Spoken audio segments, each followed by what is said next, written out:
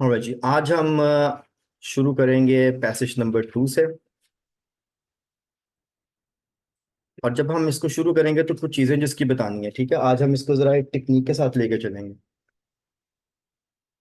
Solve तो करना ही है, मगर पेपर में जब क्वेश्चंस आते हैं तो उस पैसेज की अटेम्प्टिंग स्ट्रेटजी भी थोड़ी सी वेरिएशन में आ जाती है, ठीक है। और मैं आज के पैसेज को और कल के पैसेज को आपको कंपेयर भी करके दिखाऊंगा कि किस तरह के क्वेश्चन आते हैं तो अटेम्प्ट स्ट्रेटजी क्या होनी चाहिए। तो सर सोल्व कैसे? कैसे सॉल्व करने मीन्स के पहले कौन से सवाल करने हैं, बाद में कौन से करने हैं, अटेम्प्टिंग स्ट्रेटजी पे जा रहा है। ठीक हो गया जी। ऑलराइट, ये जो हमारा सेकंड पेपर है, इसमें ये तो टेस्ट नहीं है। पेज नंबर कौन सा? 17। ऑलराइट, दिस वन, ठीक है। The topic says G second attempt at domesticating the tomato. Sequence वही है, पैसेज पहले और उसके बाद उसके क्वेश्चन, और उन्होंने टॉप पे लिख दिया है कि क्वेश्चन नंबर 14 से 26 पैसेज 2 पे, ठीक है।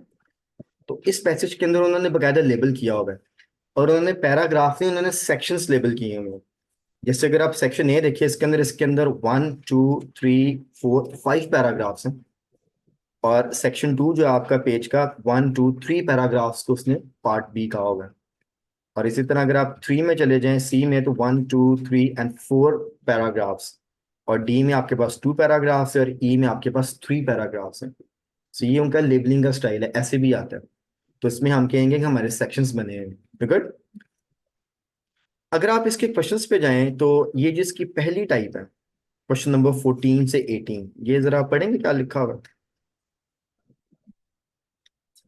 Reading passage two 5 sections A to E, हमने भी सेक्शंस देख लिए हैं। Which section contains the following information? ठीक है।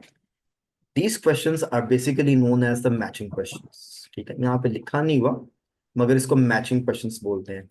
करना इसमें ये होता है कि आपने बस इस स्टेटमेंट का रेफरेंस देना है, आंसर आना है ए बी सी डी या ई में, जिसे लिखा भी है write the correct letter A dash E, means A से लेके ई तक कोई भी इसका आंसर हो सकता है, ठीक है। याद रखना ये एमसीक्यूज की टाइप है। एमसीक्यूज पे जब भी हम आंसर लगाते हैं तो हम एक ही ऑप्शन को आंसर मार्क करते हैं, ए को, बी को, सी को, डी को या ई को।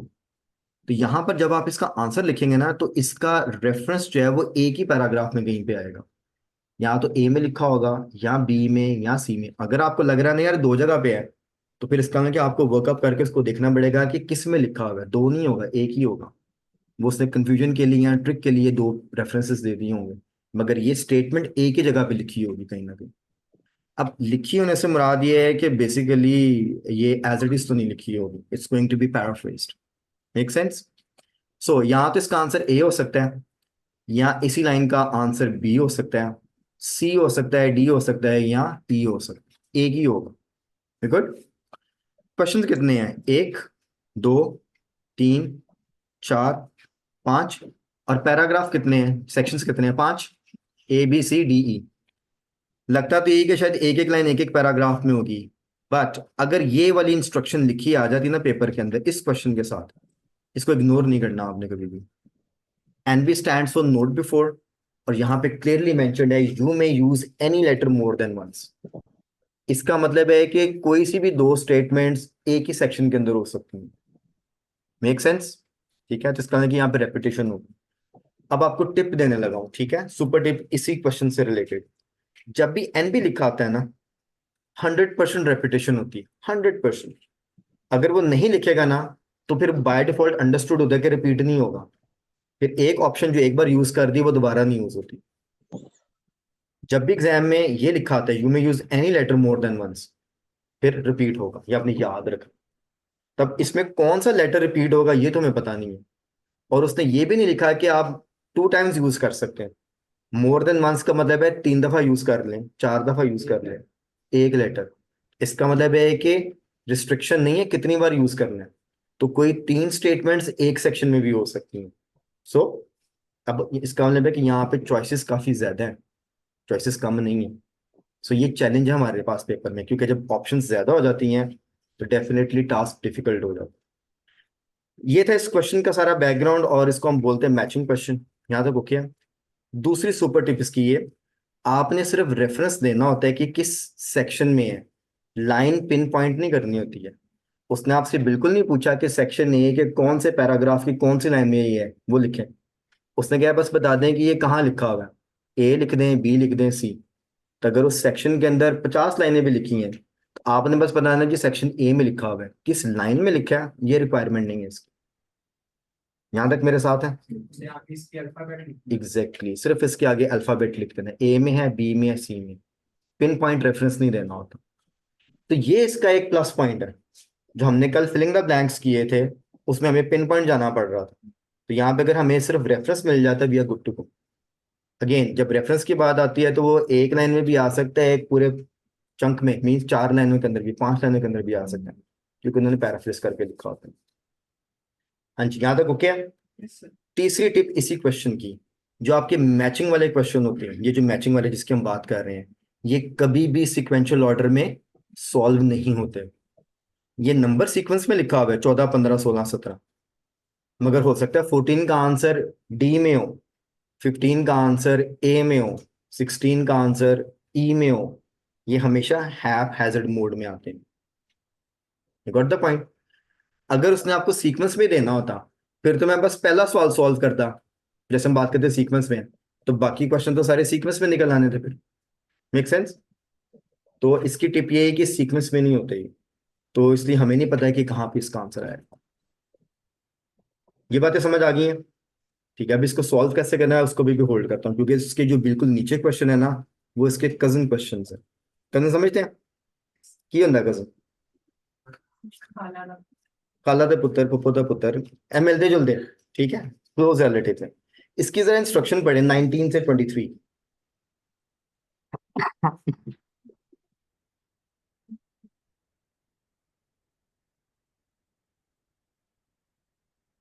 हाँ जी, पढ़ लिया जी? Okay, I just give it a go. It says question number 1923. Look at the following statements, questions 19-23, and the list of researchers below. नीचे list of researchers भी नजर आ रही होगी आपको। ठीक है जी, मैं इसको स्क्रीन को थोड़ा सा और ऊपर कर लेता हूँ। ठीक जी। Match each statement with the correct researcher. लग रहा है जैसे वैसे ही करना है जैसे भी मैंने ऊपर बात की है, मगर इसमें वो पैराग्राफ पे नहीं लेके गया, उसने नीचे एक अपनी लिस्ट बना के दी आपको 4 ऑप्शंस की, ए बी सी डी, और आगे उन्होंने रिसर्चर्स के नाम लिखे हुए हैं। अब करना वही है जो ऊपर वाले क्वेश्चंस में किया था। जो स्टेटमेंट है ये किसने कहा या किसने किया, इसका मतलब ही होता है match each statement with the researcher. तो पैसेज में रिसर्चर ने या तो ये बात क्लेम की होती है या उसने ये वाला काम किया होता है, तो इन दोनों बातों का आपने मैच करना होता है। जहां पे मैच होंगी आप उसके आगे ए बी सी या डी लगा देंगे। फॉर एग्जाम्पल, पहला नाम लिखा हुआ है जॉर्ज कुडला, अगर ये फर्स्ट स्टेटमेंट इसी से रिलेटेड है तो आप यहाँ पे सिर्फ ए लिख देंगे, क्योंकि उसने क्या है, राइट द करेक्ट लेटर, नाम नहीं लिखना आपने, वही एबीसीडी करना है। अब देखा जाए तो ये भी मैचिंग ही है, और ये भी एमसीक्यूज की एक टाइप बन रही है। आंसर तो हमें टेक्स्ट ही बताएगा, मगर आंसर जो है नीचे ऑलरेडी एबीसीडी लिखी है, हमें बस हमने उस टेक्स्ट से मैच करना है। जोन सी चीज मैच होगी वो वाली ऑप्शन हमने स्टेटमेंट के आगे लिखते हैं। यहाँ पे भी वही लिखा हुआ है, N B you may use any letter more than once. तो जब भी स्टेटमेंट लिखी आएगी डेफिनेटली रेपिटेशन होने वाली। और यहाँ पे क्वेश्चंस कितने हैं, 1 2 3 4 5, 5 क्वेश्चन है, 4 ऑप्शन है, वो तो नजर भी आ रहा है कि रेपिटेशन होने वाली है। सेम इंस्ट्रक्शन है मोर देन वंस, ये रिस्ट्रिक्शन नहीं है कि एक ऑप्शन को 2 दफा यूज कर रहे हैं, 2 से ज्यादा दफा भी यूज हो सकती है। ठीक है, और एक ये भी चीज आपको ऐड कर दी, इसके टिप में लिख लें, अगर ये 4 ऑप्शन है एबीसीडी तो जरूरी नहीं कि चारों यूज होंगी, कई बार वो एक्स्ट्रा नाम भी दे देते हैं, हो सकता है इसमें से सिर्फ ए बी और डी यूज हो, सी वाले को कोई रेफरेंस ना आया हमें। तो ये नहीं होता कि 4 ऑप्शन ही तो चारों ही यूज होंगे, खासतौर पे इस वाले केस में जिसमें रिसर्चर्स का नाम आपने ऐड करना होता है। तो इसका मतलब है कि आंसर हमें टेक्स्ट ही बताएगा। यहां तक मेरे साथ है?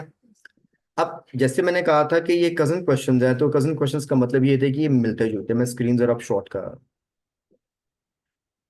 एग्जाम में there is a very high possibility that you can get these two questions together. ये भी मैचिंग ऊपर वाले और नीचे वाले भी मैचिंग। और मैंने भी कहा है कि आइल्ट्स में मैचिंग क्वेश्चन सीक्वेंस में नहीं होते। अगर इसका आंसर आपको सेक्शन ए से मिल रहा है और एक रीडर का रिसर्चर का नाम मैच हो गया, तो जरूरी नहीं कि क्वेश्चन नंबर 20 का आंसर सेक्शन बी से ही मिलेगा। इसका सीक्वेंस का कोई ताल्लुक नहीं है, क्योंकि ये मैचिंग की कैटेगरी है। ठीक है।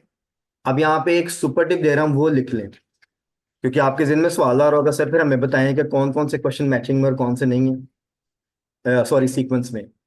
सारे क्वेश्चंस आइल्ट्स के अंदर कोई भी उठा के देख लें, सब सीक्वेंस में होते हैं। जैसे कल फिलिंग द ब्लैंक्स किए थे, sequential order. True false sequential order. आपका सेंटेंस कंप्लीशन सीक्वेंशियल ऑर्डर। आपकी समरी कोई भी, सिर्फ मैचिंग को छोड़ के। और मैचिंग की दोनों टाइप्स आपके सामने। मैचिंग पैराग्राफ आ जाए, ये भी सीक्वेंस में नहीं होता। मैचिंग नेम्स आ जाए, ये भी सीक्वेंस में नहीं होता। सिर्फ मैचिंग क्वेश्चन इज हैपहैजर्ड, ये कहीं पे भी आ सकते हैं। इनके अलावा आइल्ट्स में कोई क्वेश्चन आ जाए, किसी क्वेश्चन का भी नाम ले लें, वो सिक्वेंशियल ऑर्डर। इससे अगर पहला आंसर मिलता है, बाकी आंसर को आप फॉलो कर सकते हैं, या दूसरा मिल गया है तो उसके रेफरेंस से आप पहले वाला भी निकाल सकते हैं, उसके बाद वाला भी निकाल सकते हैं। So that's the trick you should be knowing. यहां तक मेरे साथ है। अब आज के पेपर में हमें दोनों सवाल अगर दोनों सीक्वेंस में नहीं है तो इट्स अ चैलेंज ना। ठीक है। क्योंकि अगर मैं तरतीब में पढ़ूंगा तो कोई गारंटी नहीं कि मुझे आंसर सीक्वेंस में मिलने वाले हैं। जैसे हमने कल तरतीब में पढ़ना शुरू कर दिया था, एक मिला था बस आंसर आगे मिलना शुरू हो गए थे। ठीक है। इसके अंदर एक तीसरी टाइप का क्वेश्चन भी है, वो भी साथ ऐड करते हैं। क्वेश्चन नंबर 24 से 26। और ये आपके बिल्कुल वैसे ही हैं जैसे कल हमने किए। वो नोट्स कंप्लीशन था, ये सेंटेंस कंप्लीशन है। ठीक है। तो यहां पर भी आपकी जो रिक्वायरमेंट है that is the same, you just need to put up one word. ये सीक्वेंस में होंगे। जहां पे आपको 24 का आंसर मिल जाएगा, 25 26 फॉलो करेगा। और अगर 25 मिल गया है तो 24 वाला आंसर उससे पहले होगा और 26 वाला उसके बाद होगा। तो that's going to make sense.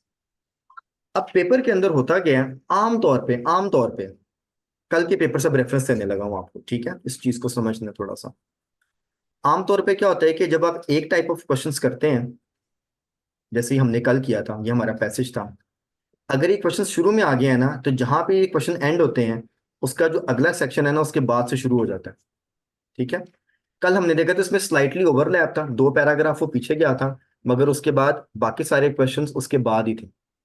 तो उसने बाकी का पैसेज कवर किया था। मींस आपके जो पहले 5 आंसर थे वो ABCD के अंदर थे। और आपके जो क्वेश्चन नंबर 6 है, ये मेरे ख्याल है सी से स्टार्ट हो रहा था, सी से लेके फिर आखिरी पैराग्राफ जो है ना, वहां तक इसने इसको खींचा सारा, यहाँ वहां तक इसको कंप्लीट किया। तो जनरल यही होता है। इसलिए जनरल ट्रिक भी टीचर्स यही बताते हैं कि जहाँ पे एक सेक्शन खत्म होता है, दूसरे सेक्शन के सवाल उसके बाद से शुरू होंगे, तो वहीं से पढ़ना शुरू करें। That make sense. अगर आपके क्वेश्चंस ऐसे आगे जो दोनों सीक्वेंशियल ऑर्डर में, जैसे ट्रू एंड फॉल्स सीक्वेंस में होते हैं, और ये फिलिंग द ब्लैंक्स भी सीक्वेंस में है, फिर तो ओके है। जहाँ पे खत्म किया वहां से आगे पढ़ना शुरू किया, एक सवाल निकाला, बस बाकी आप फिर ओके हो जाते हैं कि इसके बाद ही आएगा। जैसे कल हमने इसको किया था, एब्सोल्युटली ओके वे है इसके लिए।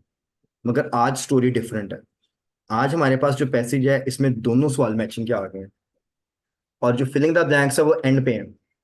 अब सिक्वेंशियल ऑर्डर या जनरली ये होता है कि जो क्वेश्चन एंड पे होता है ना, वो पैराग्राफ के या पैसेज के एंड पे आते हैं। ये जो 24 25 26 है ना, ये दूसरे पेज पे मिडल से एंड पोर्शन में होने चाहिए आंसर। ठीक है। अब ये काम की बातें बता रही हैं, लिख लें कहीं पे, नोट ले लें, ताकि जब आप पेपर खोलें तो आपको पता होगा कि अगर मैंने फिलिंग द ब्लैंक्स पहले करने हैं, तो फिर पढ़ना कहाँ से शुरू करना चाहिए मुझे। That's very important. गुड। अगर आपका टारगेट है अगर मैंने फिलिंग द ब्लैंक्स पहले करने हैं, तो फिर आपको आर्टिकल के सेकंड पेज के मिडल से या सेकंड पेज के स्टार्ट से पढ़ना चाहिए, क्योंकि वहां पे इसके होने की प्रोबेबिलिटी ज्यादा है। ठीक है। अब मैंने एक वर्ड यूज किया, प्रोबेबिलिटी, आपने शायद मैथ से ही पढ़ा हो, जिसको हम आम लैंग्वेज में अंदाजा कहते हैं। ठीक है। मेरा ख्याल है पेपर च अंदाजा लाना बड़ी गलत गल है। की ख्याल है? ਇੰਨੀ ਤਿਆਰੀ ਕੀਤੀ, 4 8 ਮਹੀਨੇ ਦਾ ਕੋਰਸ ਵੀ ਕਰ ਲਿਆ, ਤੇ ਆਇਲਟਸ 'ਚ ਜਾ ਕੇ ਬਹਿ ਗਏ ਤੇ ਫਿਰ ਅੰਦਾਜ਼ਾ ਲਾ ਰਹੇ ਯਾਰ ਇੱਥੇ ਹੋਏਗਾ ਸਵਾਲ। मजा तो ना ना आया। क्या ख्याल है? आई विल नॉट रिकमेंड कि आप ऐसे इसको सॉल्व करें। I am gonna go another way. ठीक है। ट्रिक करते हैं इसके साथ। मैंने आपको कहा था यार पढ़ के करते ना तो काम ज्यादा आसान होता है, मैंने आपको पढ़ के करवाना है आज। आउट ऑफ सीक्वेंस है, कोई इशू नहीं है, हम उसका सीक्वेंस सेट करेंगे। हमने स्टार्ट करना है इसको पहले पैराग्राफ से, यहाँ से। ठीक है, अब करना कैसे, जो आपको अब अंदर की बात बताने लगूं, ठीक है, जो कि एक्चुअली इसका एक ट्रिक है, जो कि आमतौर पे शायद टीचर्स बताते हैं, टीचर्स को पता ही नहीं होगा। ये जो है ना, मैचिंग नेम्स, इसका एक ट्रिक होता है। मैंने आपको ना मैं यहाँ पे चैट बॉक्स में टाइप करता हूँ, that will be more good.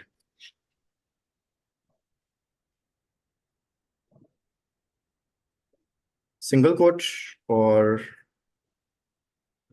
Double coat. ये डबल कोट का साइन किधर गया? ये लैपटॉप पे इन्होंने क्या किया है? मैं साइन ढूंढ रहा हूँ, अच्छा वो इन्होंने साइन चेंज किया। चलो छोटो करें। डबल कोट्स का पता है ना, मैं हाथ पे टाइप कर। नहीं नहीं, सेमी कोलन नहीं, वो सेमी कोलन होता है, डबल कोट की बात कर रहा हूँ। इन्वर्टेड कॉमास जो होते हैं, चलिए सिंगल कोट की समझ आ गई। एक डबल कोट होता है जिसके साथ ही दो कॉमास होते हैं, वो वाला। इसके अलावा एक वर्ड होता है सेज, थिंक्स,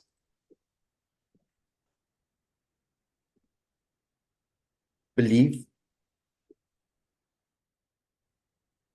और एक वर्ड है क्लेम।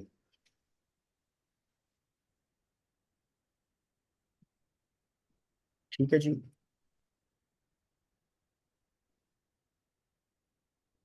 इसके साथ में मैं यहाँ पे वो डबल कोट्स ऐसे छोटे से बना देता हूँ, ठीक है, मुझे उम्मीद है आपको समझ आ जाएगी। आपके आइल्स के पेपर में ना सिंगल कोड भी आता है, डबल कोड भी आता है। मैंने आपको कल या परसों एक पंक्चुएशन की लिस्ट सेंड की थी, शायद कल की थी सेंड ग्रुप में। नहीं की थी, चलो ठीक है, आज कर दूंगा। उसमें पंक्चुएशन है, जो मोस्ट कॉमन पंक्चुएशन है जो आइल्स के पेपर में यूज होती है, मैं अभी आपको यहाँ से फिलहाल खोल के दिखा देता हूँ। जो अभी आपको दिखाने लगा ना, इसका रटा मार लेना, क्योंकि इट्स वेरी मच इंपॉर्टेंट, ये पेपर को कई बार सॉल्व करने में बड़ी मदद करती है। ठीक है, जैसे पीरियड है, फुल स्टॉप, कॉमा, इनका नाम लिखा हुआ है, जैसे कोलन, सेमी कोलन, ब्रैकेट के अंदर साइन है इसका। ठीक है, ये सारा कुछ ठीक है, और इसके अंदर सिंगल कोट्स भी होंगे, कहीं पे डबल कोट्स भी होंगे। ठीक है, बहरहाल इनका नाम लिखे हुए हैं, इनका मतलब लिखा हुआ है। उसके बाद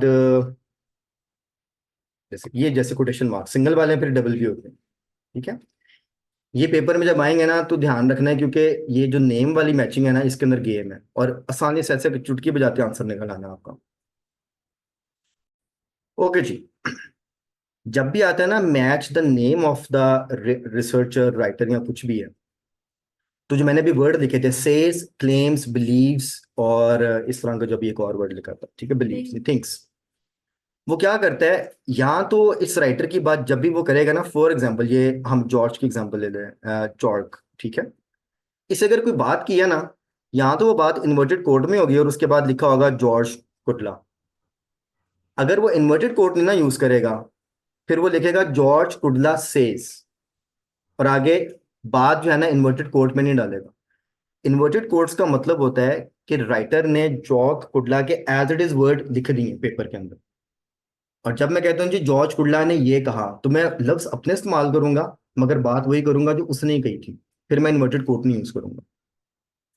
इस स्टेटमेंट का आंसर एक तो आना है इसके नाम के साथ, और ये प्रॉपर नाउन है, जहां पे भी लिखे होंगे कैप्स में लिखे होंगे, पूरा नहीं लिखा तो उसने उसका सेकंड नेम या फर्स्ट नेम कहीं पे लिखा होगा। उसके साथ यहाँ तो इन्वर्टेड कोट होगा, तो उसमें आंसर है। अगर इन्वर्टेड कोट नहीं तो उस लाइन में कहीं पे सेज, थिंक्स, क्लेम्स का वर्ड लिखा होगा। उसके बाद जो लाइन है ना, या उसके पहले वाली जो लाइन है, वो आपने पिकअप करनी है। गुड। अब अगर मैं पैराग्राफ को सीक्वेंस में पढ़ना शुरू कर दूं, right from the first paragraph, अब मैं मैचिंग वाले क्वेश्चन इकट्ठे करने लगूं, मैं जैसे जैसे पढ़ता जाऊंगा, पूरा पैराग्राफ पढ़ा, जो मेरे टॉप के मैचिंग है, which paragraph contains the following information, उसका तो मेरे पास कोई क्लियर रेफरेंस नहीं है। वो तो मैं पैराग्राफ पढ़ूंगा, जहां पे इन्फॉर्मेशन आएगी मैंने सिर्फ रेफरेंस देना है। मगर इस पूरे सेक्शन को पढ़ते हुए किसी भी राइटर का या सर्चर का नाम आ जाता है, इन्वर्टेड कोट्स आते हैं, या सेस का वर्ड आता है, क्लेम्स का आता है, तो मुझे पता है किस क्वेश्चन की बात हो रही है। तो मैं दोनों मैचिंग वाले क्वेश्चन इकट्ठे सॉल्व कर सकता हूँ, और जाऊंगा भी मैं सीक्वेंस में, लाइंस भी पढ़ता जा रहा हूँ, मुझे बीच बीच से पढ़ने की जरूरत नहीं है, मैं सुकून से पढ़ रहा हूँ अपना पेपर। क्योंकि मैचिंग वाले ही नहीं पैराग्राफ्स में से कहीं से निकलने हैं। अब अगर मैं फिलिंग द ब्लैंक्स की बात करूं तो मुझे अंदाजा लगाना ही नहीं पड़ेगा वो पैसेज के किस सेक्शन से स्टार्ट होगी। अगर मैंने सिर्फ पहले फिलिंग द ब्लैंक 24वें वाले का कीवर्ड मार्क किया हुआ है, जैसे जैसे बढ़ता जाऊंगा जहां पे फिलिंग द ब्लैंक्स हैं मुझे पता है कि तीनों आंसर सीक्वेंस में मिल जाएंगे। तो मैंने जो एक टेक्निक बनाई कि मैंने सीक्वेंस नहीं पढ़ना है, तो मेरा पेपर जैसा मर्जी आ जाए मैं सीक्वेंस फॉलो कर सकता हूँ, प्रोवाइडेड मुझे पता हो कि मैंने क्वेश्चंस को लेके कैसे चलूँ। तो होगा क्या, आज के पेपर में हम पढ़ेंगे पैराग्राफ, और हम क्वेश्चन नंबर 14 से लेके ये 23 तक इकट्ठे सॉल्व करते जाएंगे। सेक्शन पढ़ेंगे, अगर मुझे कोट्स वाली बात मिल गई है तो नीचे वाला में से कोई आंसर होगा, और अगर नहीं मिली है तो डेफिनेटली मैं पैराग्राफ को मैच करूंगा। मैं गुड, यहाँ तक मेरे साथ है। तो नाम वाले में नाम मेन आपका रेफरेंस है, प्राइमरी कीवर्ड है। जो ये वाले क्वेश्चंस हैं इसके अंदर मैं आपको अब सिर्फ कीवर्ड की टेक्निक बताने लगा हूं। इसकी भी एक फर्दर टेक्निक है। जब भी आता है ना match each question with like paragraph matching, जो ये वाले हैं, आप कोई भी आर्ट्स का पेपर उठा के देख लें आपको यही चीज मिलेगी। Reference, an explanation, a number of examples, comparison, a personal reaction। इसका स्टेटमेंट का स्टार्ट करने का एक पर्टिकुलर वे है। ठीक है, मुझे इन वर्ड्स का मीनिंग आना चाहिए। रेफरेंस का मतलब होता है हवाला देना। ये जो आंसर है ना मोस्ट प्रॉब्ली एक लाइन के अंदर ही आने वाला है, कहीं ना कहीं से एक छोटा सा रेफरेंस दिया होगा। ये एक्सप्लेनेशन, ये एक्सपेंडेड होगा 3 से 4 लाइन के अंदर। अब बाकी का कीवर्ड बनाऊंगा तो मुझे पता लग जाएगा, क्योंकि जब मैं पढ़ूंगा तो आई नो कि कितना एरिया ये कवर कर सकता है। अ नंबर ऑफ एग्जाम्पल्स, इसको आंसर उसी पैराग्राफ का लगेगा जिसमें एक तो मसाले दी होंगी और एक से ज्यादा होगी। और एग्जाम्पल्स के अगर मुझे सिनोनिम आते हैं, for instance such as, likely, example का वर्ड ही, वो मेरे की वर्ड्स हैं उसके अंदर कि मुझे इसका रेफरेंस चाहिए। कंपैरिजन, दो बातों का जिक्र लाजमी होगा क्योंकि उसमें कंपेयर करना, उसने वो दो बातें आगे लिखी होंगी। और पर्सनल रिएक्शन, किसी ना किसी शख्स का जाती पॉइंट ऑफ व्यू इसके अंदर लिखा होगा। नाम के साथ भी आ सकता है, वैसे भी आ सकता है। अब क्वेश्चन नंबर 18 जहां पे भी लिखा होगा ना वहां पे मुझे नीचे वाला आ जाना, किसी ना किसी रिसर्चर का नाम मिलना। Make sense? It becomes very easy. Keyword marking इतनी इंपॉर्टेंट है, अगर आपको कीवर्ड सही से मार्क करना आता है एक ही साथ 4 4 5 5 सवाल निकल आते हैं। और फिर क्या होता है, पेपर से कौन से पढ़ते हैं, क्योंकि आप जब रीडिंग कर रहे हैं ना कामली, तो आपको ज्यादा इंफॉर्मेशन हासिल होती है। हाँ जी, आई बिलीव अब हमने सेट कर ली कि ये वाला पेपर अटेम्प्ट कैसे होता है, किन किन बातों का आपको पता होना चाहिए। और जब आप इसको अब सॉल्व करना शुरू होंगे तो ऑटोमेटिकली हम मल्टीपल क्वेश्चंस एक साथ लेके चल सकते हैं। गुड, ठीक है। अब आपसे रिक्वेस्ट ये कि इन पांचों छहों क्वेश्चंस के कीवर्ड बना लें, बाकी के ये मेन मैंने बना दिया, बाकी का कीवर्ड आप बनाएं। ठीक है, जब बना लेंगे आपने मुझे बताना है, फिर मैं आपको टाइम दूंगा, फिर हम सेक्शन ए पढ़ेंगे। और सेक्शन ए पढ़ने के बाद हम देखेंगे कि इसमें से कौन सा आंसर आ रहा है और नीचे से कौन सा आंसर निकल। गुड, ठीक है जी। अभी मैं आपको 1.5 मिनट दे रहा हूँ, 14 से, बल्कि 2 मिनट ले लें, 14 से 923 तक सबके कीवर्ड्स मार्क करें। From 14 question till 23 mark all the keywords because we have to take it together।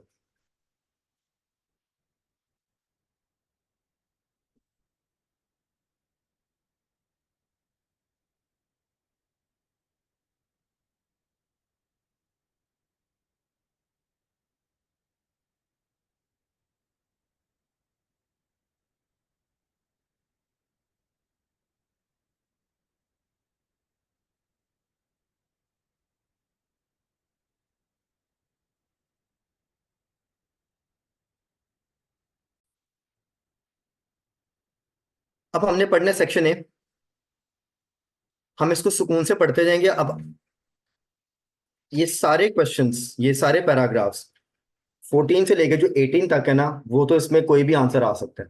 ठीक है, बाकी जो नीचे से क्वेश्चंस थे आगे 18 से 23 तक, उसमें सिर्फ हम देखें अगर किसी का नाम आ गया या अगर इन्वर्टेड कोट्स आ गए तो आपने फोकस करना उस पर, नहीं तो फिर इसमें सिर्फ 14 से 18 पे ही हम फोकस करेंगे। ठीक है, इसको पढ़ना शुरू कर दें। और कितना टाइम चाहिए इस पैराग्राफ को पढ़, सेक्शन को पढ़ने के लिए? 3 मिनट काफी है, 3 4? ठीक है, इसको पढ़ें एंड 3 से 4 मिनट के बाद में फिर इस पर बात करते हैं। लेट्स सी कि आपने कितने आंसर निकालने हैं यहाँ से।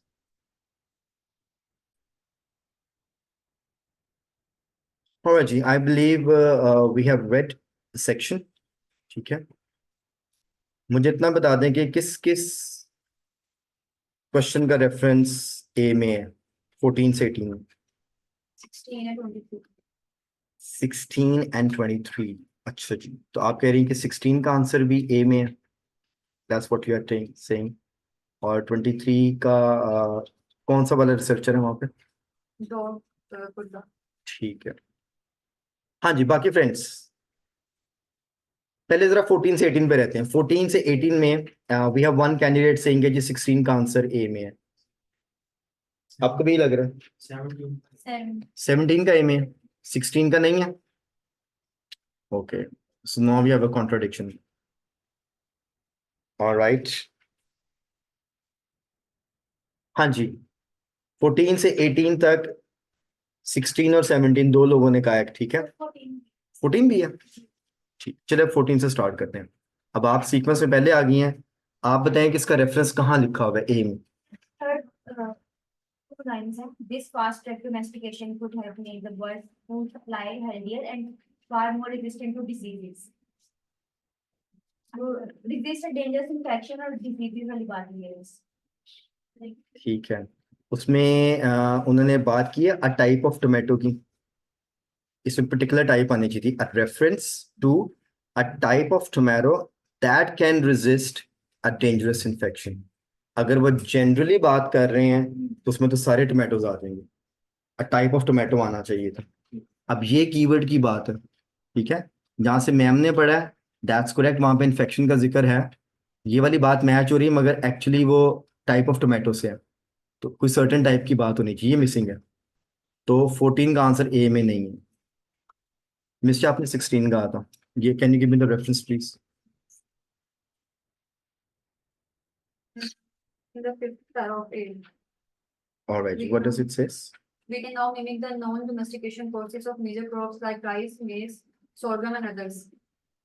Says Kelsey Coe of the Chinese Academy of Science in Beijing that we might try to domesticate plants that we have never been domesticated. We can now mimic no domestication means कि हम repeat कर सकते हैं, ठीक है, staple crops के साथ इसको। And 16 says G a number of examples of plants that are not cultivated at present but could be useful as food sources। जो आप कह रही हैं वो इस इंफॉर्मेशन के साथ मैच नहीं कर रहा, देखा फर्क कहाँ पे नजर आ रहा है? एक तो है एग्जांपल्स ऑफ प्लांट्स, तो प्लांट्स के नाम आने चाहिए थे जिनको कल्टीवेट कर सकते हैं, that are not cultivated at present. जो नाम आपने पढ़े ना वो तो प्रेजेंटली कल्टीवेट हो रहे हैं, मेज, शुगर और सोरगम जो आपने पढ़ा है, ठीक है, तो आप उसको थोड़ा सा वो नॉट को जो है मिसरीड कर गई हैं, तो 16 इज नॉट देयर।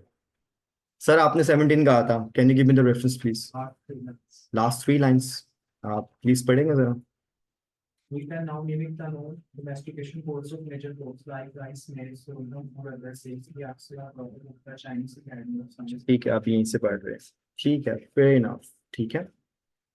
बेसिकली मेरे हिसाब से रेफरेंस उसका यहाँ से बनता First two lines. है, फर्स्ट 4 लाइंस, सॉरी, ये भी है, ये इसकी रेपिटेशन है जो आप कह रहे हैं, that's a repetition, but actually जिसने कंपैरिजन दिया है ना पहली 3 लाइनों के अंदर है, देखें अब उन्होंने बात कहाँ से शुरू की है। It took at least 3000 years for humans to learn how to domesticate the wild tomato and cultivate it for food. पुराने जमाने में 3000 साल लगे हैं वाइल्ड टोमेटो को सब्जी में डालने के काबिल बनाने के लिए। अब उन्होंने क्या किया, now two sorry now two separate teams in Brazil and China have done it all over again in less than 3 years। ये कंपैरिजन है डोमेस्टिकेशन का, वही वाला काम दोबारा हुआ है। कंपैरिजन देखिए, मैंने आपको कहा था कंपैरिजन वर्ड का मतलब ही ये है कि दो बातें होनी चाहिए, दोनों बातों में उन्होंने लाइक कंपेयर करना था, तो वही वाला काम दोबारा किया। अब आप क्वेश्चन नंबर वो जो है 17 उसको पढ़ें, तो that fits exactly to this point. आपकी स्टेटमेंट 17 क्या कह रही है? अ कंपैरिजन, दो चीजें आ गई हमारे पास, किसमें? बिटवीन द अर्ली डोमेस्टिकेशन पुरानी of the tomato and more recent research. More recent now से कन्वर्ट किया उन्होंने जिसमें ब्राजील चाइना का नाम लिया है, और अर्ली डिटेक्शन में उन्होंने सिर्फ हमें टाइम दिया। That is the exact reference. ठीक है, वहां पे 3 लाइनें लिखी, यहाँ पे एक लिखी है, सो दैट इज द आंसर।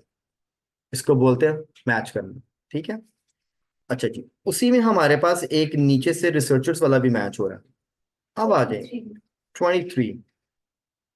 23 का आंसर हमने ए मार्क किया, और ए में हमारे पास रिसर्चर का नाम है जॉक कुडला, और यहाँ पे लिखा हुआ है humans only make use of a small portion of the plant food available on earth. आप बताएं मिस्टर, कहाँ पे है reference system? paragraph. Second. Second line, Fourth paragraph है.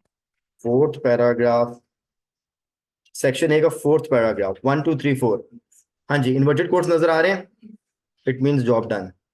ठीक है, ते एक सेकंड है जो, जरा मेरा जूम कितने गया।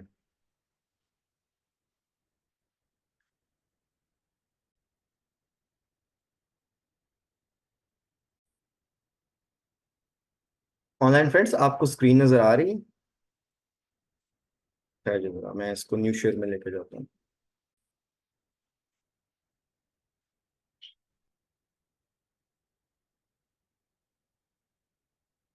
Online friends, please confirm me that you are able to view the screen. ठीक है, जो मैंने आपका टेक्स्ट ओपन किया होगा।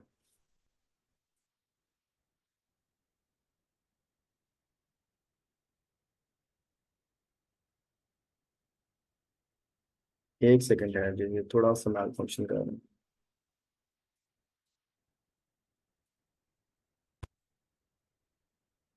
जी friends, are we good?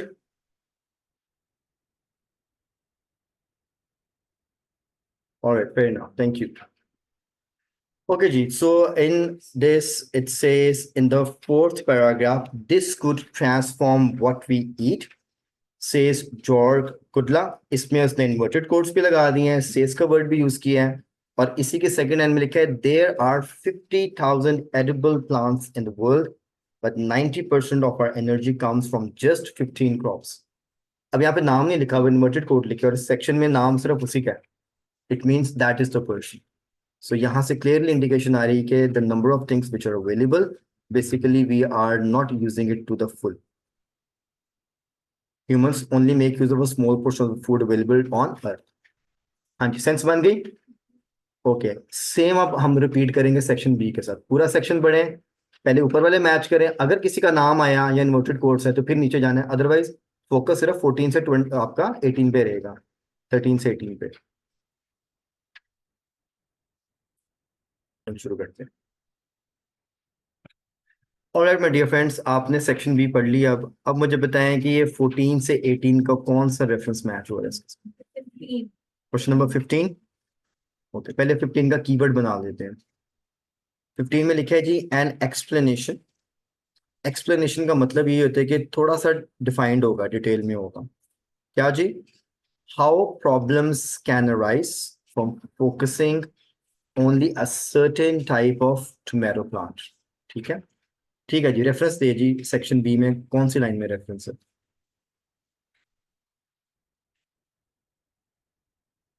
Second paragraph. ठीक है, सेकंड पैराग्राफ क्या कहते हैं मिस्टर? सेकंड पैराग्राफ बड़े mister option. But every time a single plant with a mutation is taken from a larger population for breeding, much genetic diversity is lost. ठीक है, बस First paragraph. ये इसका सारा ही है। फर्स्ट पैराग्राफ आप बताएं मिस्टर, फर्स्ट पैराग्राफ से क्या?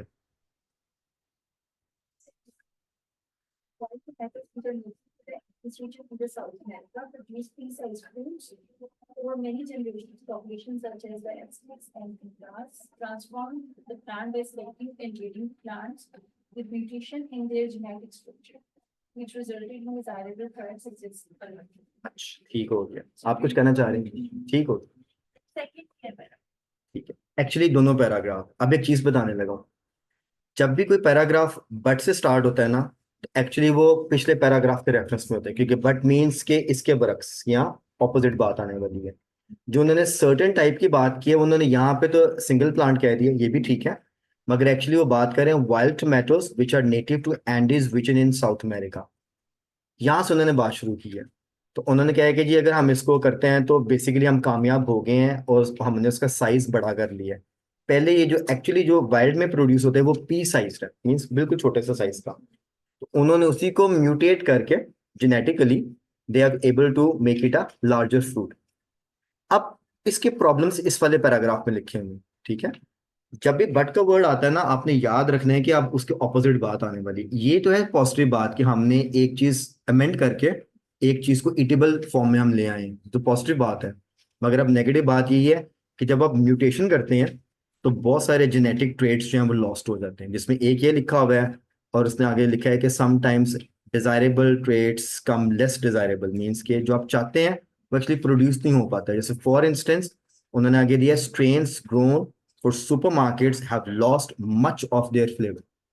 साइज बड़ा है, मैस प्रोडक्शन है, मगर फ्लेवर नहीं है, तो ये ट्रेड लॉस्ट हो चुका होगा। तो उन्होंने कहा कि म्यूटेशन की वजह से लॉस्ट होता है।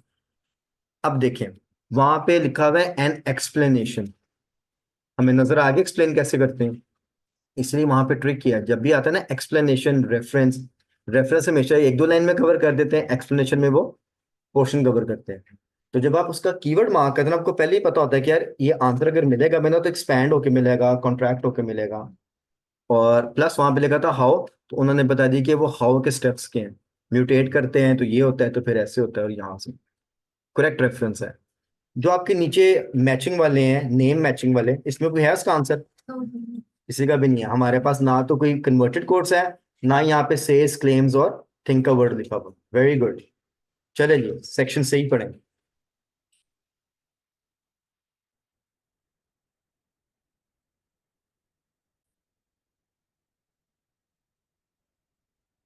जी 14 से 18 कौन सा क्वेश्चन मैच कर रहा है सी के साथ? 14 एंड 18 करेक्ट आंसर्स है जी, परफेक्ट हो गया। 14 भी सी में है और 18 भी सी में है। मुझे बस लाइंस का रेफरेंस दे देंगे, 14 का कहाँ पे है? थर्ड फर्स्ट और फोर्थ की सेकंड, फर्स्ट से थर्ड लाइन है। ठीक हो गया। अब पर्सनल रिएक्शन जो है ना, वो तो इन्वर्टेड कोट्स में, वो जो जॉक का है उसने खुद कहा है कि जी बिटर टेस्ट और ये ऐसे है, ये तो उस लाइन में रेफरेंस देगा, वो सिंगल लाइन उन्होंने वैसे ही लैदा कर दी है, ठीक है। इसका रेफरेंस वो वाला है। और ये क्या लिखा है जी, a type of tomato that can resist a dangerous infection, ठीक है। इसको जरा मैं थोड़ा सा हाईलाइट कर देता हूँ, ठीक है। ये आपके इस सेकंड पैराग्राफ के अंदर लिखा हुआ है, ये जो सी का सेकंड पोर्शन है ना, यहाँ पे लिखा हुआ है, ठीक है। मैं यहाँ से पढ़ूंगा, सॉरी इस वाले paragraph, fourth paragraph, yes yes, यहाँ से। यहाँ पर इन्होंने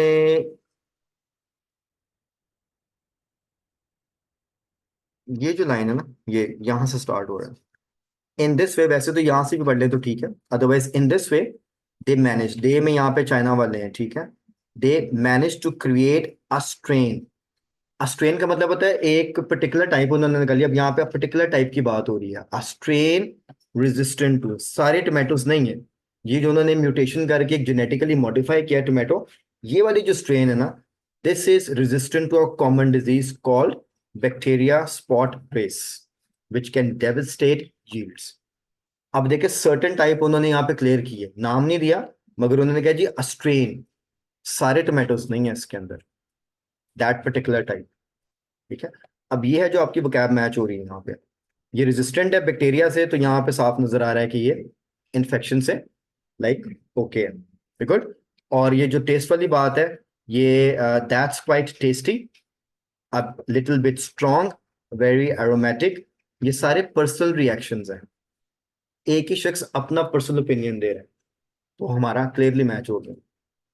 अब ये देखिए कि जो नाम मैचिंग वाला है ना, उसको निकालना इंतहाई आसान है, सिर्फ नाम मैच करना है, इन्वर्टेड कोट्स और से क्लेम्स वाले वर्ड्स को देखना होता है, बाकी चीजें आराम से वोकैब मैच में जाती हैं।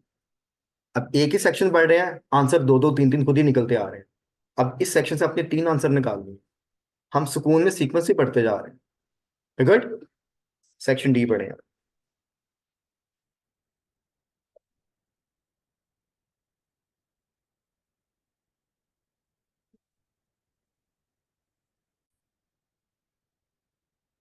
और जी सेक्शन डी पढ़ा आपने, मुझे बताइए 14 से 18 का कोई है इसमें रेफरेंस? 14 से 18 में एक ही रह गया हमारा 16 वाला, बाकी तो हमने कर ली। क्या 16 का रेफरेंस है डी में? नहीं है, वेरी गुड। 19 से 23, क्या इनमें से कोई क्वेश्चन है वहां पे? 22, और किसके नाम के साथ मैच हो रहा है ये? सी के साथ मैच हो रहा है, परफेक्ट हो गया। जो है ना जॉयस वैन एक, इसने यहाँ पे क्लियरली कहा हुआ है, बस मुझे रेफरेंस दे दिए, लिखा कहाँ पे हुआ है? Second paragraph, last one. Last, second last line. ठीक है, ऑलमोस्ट सेकंड पैराग्राफ, जो सेकंड पोर्शन है ना डी का, वो सारे इस पे बात कर रहे हैं। Present efforts to domesticate one wild fruit are limited by costs involve, means पैसे बहुत ज्यादा खर्च होते हैं। और ये सारी बात डी का जो सेकंड पोर्शन है उसके अंदर उन्होंने लिखा हुआ है, जिसके अंदर से उन्होंने पहले इसकी एडिटिंग की बात की है सारी, और यहाँ से उन्होंने कहा कि there's potential for this to be commercial crop. अभी उन्होंने कहा है कि जो हम ग्राउंड चेरीज को जो है ना डोमेस्टिकेट कर रहे हैं। अब उन्होंने फिर यहाँ पे बात ऐड की है, but she adds that taking the work further would be expensive, cost involve होगी because of the need to pay for a licence for the CRISPR technology and get regulatory approval. So एक सिर्फ आप product को domesticate करना चाह रहे हैं तो कॉस्ट बहुत ज्यादा इन्वॉल्व है। सो अब यहाँ पे देखिए इन्वर्टेड कोट्स, ये जो आंसर है ना ये आखिरी 3 लाइन से निकला है, यहाँ पे इन्वर्टेड कोट नहीं लगे हुए, ठीक है। अब इसकी ट्रिक क्या है? इसकी ट्रिक यही थी, इससे पहली वाली लाइन में देयर्स पोटेंशियल में उन्होंने इन्वर्टेड कोट्स लगाए हैं, और उन्होंने कहा है जी ये वैन एक ने कहा है, और साथ में उन्होंने इस लाइन को कंटिन्यू किया। अब ये चीज आपने सीखनी है, ठीक है, कि ये शी एड्स, ये वाला वर्ड भी ना उस लिस्ट में ऐड कर ले जो मैंने अभी आपको लिखवाई है, she says, she thinks, claims और एड्स वाला भी। नाउ शी सेइंग अगेन, इसलिए मैंने कहा था कि ऊपर से पढ़ेंगे तो अच्छा समझ आएगा, because she is the person who is like doing all this editing and then she claims, या she thinks, या she is saying that it's expensive actually, इतना आसान नहीं है। तो इन्वर्टेड कोड के बगैर भी आंसर आते हैं मैचिंग के अंदर, so बी केयरफुल। ये हमारे पास एक क्लासिक एग्जांपल है, बट यहाँ पे फिर वही कंटिन्यूएशन हमें आ रहा है जो प्रोनाउन से आंसर निकला है। वी गुड, लास्ट पोर्शन रह गया, अब एक हमारा मैचिंग का रह गया और बाकी रह गए हैं, तो इसमें से मेरा ख्याल है हमारी गेम पूरी हो जाएगी। चलो जी, रीड सेक्शन ही और मैचिंग का 16 वाला, और बाकी मेरा ख्याल है आपके जो नेम मैचिंग उसके कोई 2 क्वेश्चन रहते हैं आपके। ऑलराइट जी, 16 आंसर दे दे रही, मुझे रेफरेंस दे दे बस कौन सी लाइन से कहाँ तक है। Second paragraph, second line. ठीक है जी, the three teams already have their eye on other plants that could be catapulted into the mainstream, including foxtail, oatgrass and cowpea। इसका मतलब हमारे पास अब नाम आ गए, ठीक है। तो we have the examples of the names which are not at present being cultivated but they can be, ठीक है। तो ये लाइक एक पोटेंशियल क्रॉप्स है। वेरी गुड, तो ये रेफरेंस था हमारे पास 16 का। गुड, अब आपके पास जो ऑप्शंस मैचिंग वाले रह गए हैं वो 19, 20 और 21 है, ठीक है। आंसर पहले इनका मार्क कर लेते हैं। हाँ जी, 19B. 19 का बी है, काइशिया काओ। अच्छा जी, 20th का B.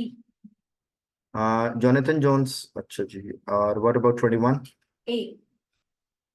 जॉर्ज ने कहा है ये, चेक कर लो जरा। डी परफेक्ट हो गया। ए इसको हम पहले लगा चुके हैं, दैट इज जॉयस, और इसको भी हम लगा चुके हैं, जॉर्ज। ठीक है जी, ये जो 19, 20 और 21 है ना, ये तीनों आपके ई में है, ठीक है। अभी करते हैं मिस जी इसको, 19 से स्टार्ट करते हैं। हाँ जी, 19 का रेफरेंस दे दे जी, कहाँ पे है? Second paragraph, by choosing white plants. Exactly वो जो उन्होंने एनवायरमेंटल की बात की ना, वहीं पे इसका आंसर था। ठीक है, एग्जैक्टली मीन्स कि अगर सूखा पड़ जाए या बहुत हीट टॉलरेंट हो जाए तब भी ये प्लांट्स एक्सेप्टेबल या एक बेयर कर जाएंगे। और उन्होंने कहा है कि जैसे जैसे प्लेनेट आपका वार्म हो रहा है तो ये क्रॉप्स जो है ना सस्टेन कर जाएंगी, they will thrive even as the planet warm. So ये हमारे पास 19 का करेक्ट रेफरेंस है। फ्यूचर की बात कर रहे हैं वो, क्योंकि अगर वो कह रहे हैं कि इन वाइल्ड क्रॉप्स को डोमेस्टिकेट करते हैं तो ये ट्रेड्स उनके अंदर अवेलेबल हैं, कम पानी में वो सर्वाइव कर सकते हैं। Very good. क्वेश्चन नंबर 20, इसका रेफरेंस कहाँ पे है जी? First paragraph. वेरी गुड, क्या लिखा है जी? It will be hard for new food to grow so popular with farmers. It's mad, आगे हो जी से सारे, but it will be hard for new foreign crops, means के लार्जर पॉपुलेशन शायद इतनी जल्दी एक्सेप्ट ना करे और इतनी जल्दी स्टेपल क्रॉप्स में ना कन्वर्ट हो। स्टेपल क्रॉप्स कहते हैं जो हमारी बेसिक क्रॉप्स हैं, जैसे हमारा चावल और ये गंदुम है, ठीक है, स्टेपल क्रॉप्स। दो रेफरेंस आ गए। हार्ड एक्सेप्टेड हार्ड मतलब उसमें थोड़ा सा आ रहा था। हाँ जी, हाँ जी। ये it will be hard for new foods to grow so popular, actually hard को उसने ना ये सो पॉपुलर के साथ मैच किया है जाके, ठीक है। तो ग्रो सोप उगाने की बात नहीं कर रहा वो, लोगों में इसकी फेमस होने की बात कर रहे हैं। यहाँ पे ग्रो का वर्ड उसने डिफरेंट वे में यूज की। ओके जी, अब हमारे पास रह गया क्वेश्चन नंबर 21। इसका क्या रेफरेंस है, थर्ड पैराग्राफ। क्या लिखा है जी यहाँ पे? Udlar didn't want to reveal which species were in his team size. क्यों? क्योंकि उसने कहा जी अब इतने आसान उन्होंने रूल्स कर दिए हैं, कोई भी जाएगा लैब में जाकर टेस्ट करा लेगा, तो हम किन किन स्पीशीज पे काम करें, हम पब्लिक नहीं करेंगे, ठीक है। हाँ जी, अब मुझे बताएं, आराम से सीक्वेंस से पढ़ा है, सारा पैसे सॉल्व हो गया। गलत कितने हुए हैं जब आपने किए हैं, कितनी मिस्टेक्स हुई हैं? ये 1 2 3 4 5 6 7 8 9 10 सवाल है, 10 में से गलत कितने हुए? 5, 4, 6 गलत हुए हैं, ठीक है। और One. 1, 3 सारे गलत हो गए नहीं? Zero. 2 ठीक हुए हैं, कोई इशू नहीं है। चलो रिवर्स कर लेते हैं, ठीक कितने हुए हैं? 2 ठीक हुए हैं, कोई बात नहीं है। और कितने ठीक हुए हैं? अच्छा ठीक है, कमिंग टू द पॉइंट, ये जो आपके मैचिंग वाले क्वेश्चंस होते हैं ना, ये हार्डर क्वेश्चंस है। ये कह लें कि आइल्स के टफेस्ट क्वेश्चंस में से एक क्वेश्चन है। जो स्टूडेंट सबसे ज्यादा शोर में जाते हैं ना जिन क्वेश्चंस पे, जो समझ नहीं आते, वो एक तो ये मैचिंग वाले हैं, ये वाले, नेम वाले नहीं, नेम वाले आसान होते हैं मैच करने, और जो हेडिंग्स आती हैं ये टफ है, ठीक है। और जो हेडिंग्स है ना वो इसका बिल्कुल रिवर्स है। अगर ये आ गया तो हेडिंग्स आ जाएंगे, और अगर हेडिंग्स करनी आ रही तो फिर आपको मैचिंग पैराग्राफ करना आ जाएगा। इनमें से एक को आपने सीखना है बस, बाकी दूसरा ऑटो पे लग जाता है। अभी जो हमने एक्चुअली प्रैक्टिस की है वो ये की थी कि अगर आपको मैचिंग क्वेश्चंस आते हैं जो कि सीक्वेंस में नहीं है, तो फिर आपने कहाँ से पढ़ना शुरू करना है, तरतीब क्या बनानी है, क्योंकि हम फॉलो नहीं कर सकते, ठीक है। पढ़ना शुरू से ही है, मगर कैसे हम लेकर चले, मेरा ख्याल आपको अब आइडिया हो गया, गुड। अब एक चीज मैंने जानबूझ के मिस करवाई थी, अब वो मैं आपको करवाने लगा हूं। अब हमने जो थर्ड टाइप के क्वेश्चंस हैं, इन तीनों को पढ़ ले और कीवर्ड मार्क करे, भी आंसर नहीं निकालना आपने। 1 मिनट दे रहा हूं, just read 24, 25 and 26 and mark your keywords.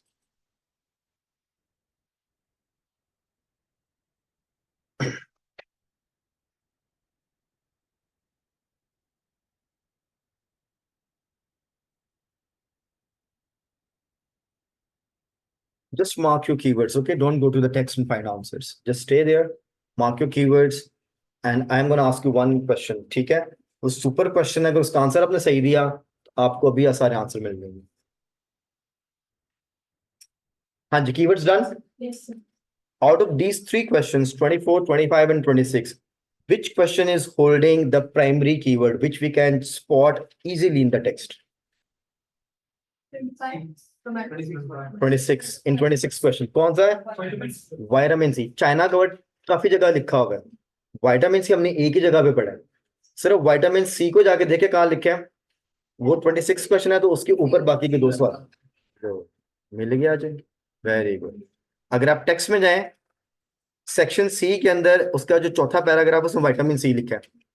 इसका मतलब है कि इससे पीछे जाएंगे तो आपको तीनों आंसर मिलेंगे। इसका मतलब कि सी सेक्शन में तीनों आंसर है। सी को पढ़ के मुझे बता दें आंसर कहाँ पे, आंसर लिख दें उसके तीनों के। अब आपके पास सिर्फ 2 मिनट है, आपने क्योंकि ऑलरेडी पढ़ा हुआ है। Right answer to 24, 25 and 26, answer इस सी सेक्शन के अंदर ही। आपको मैं ओके जी, I asked you to mark the keywords and which one is the most easiest one. जैसे आपने कीवर्ड मार्क किए, यू सेड जी ये विटामिन सी जो है ये सबसे प्रोमिनेंट वर्ड है इसके अंदर। बिल्कुल ठीक आपने किया, और इसका रेफरेंस भी हमें सेक्शन सी में मिला था, ठीक है। अब यहां से अगर हम रिवर्स चाहते हैं, हमें आंसर मिलना शुरू हो जाना था। ये दोनों आंसर आपको सी में मिल गए होंगे। इसका आंसर था सॉल्ट, और इसका था साइज, ठीक है। ये दोनों मैं एस लिख लेता हूं, मगर इस वाले क्वेश्चन का आंसर सी में नहीं, ठीक है, सेक्शन बी के भी ऊपर वाले एक पैराग्राफ में।